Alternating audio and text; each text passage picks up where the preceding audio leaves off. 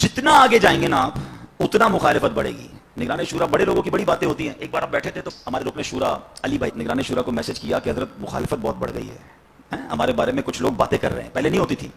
तो निगरान शूरा ने उनको तो थोड़ा सा तसल्ली दी। फोन रखने के बाद बताया हमें क्या कहा, जो जिम्मेदारान साथ थे, कहा अब काम शुरू हो गया है।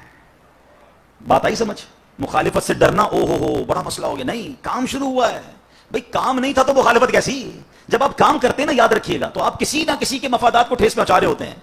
हम या रसूलुल्लाह कहते हैं तो क्या कुछ लोग नहीं है जिनको प्रॉब्लम होती है? हम हर सहाबी नबी जन्नती जन्नती कहते हैं तो कुछ लोग नहीं है जिनको प्रॉब्लम हो रही है? हम मोहम्मद मुस्तफ़ा सल्लल्लाहु अलैहि वसल्लम सबसे आखिरी नबी कहते हैं तो कुछ लोग नहीं है जिनको प्रॉब्लम हो रही है? आप मस्जिदें बनाई चले जा रहे हैं, रुकी नहीं रहे तो कुछ लोग नहीं है जिनको प्रॉब्लम हो रही है? आप गैर मुस्लिमों को मुसलमान कर रहे हैं तो कुछ लोग नहीं है जिनको प्रॉब्लम, सारे खामोश बैठेंगे?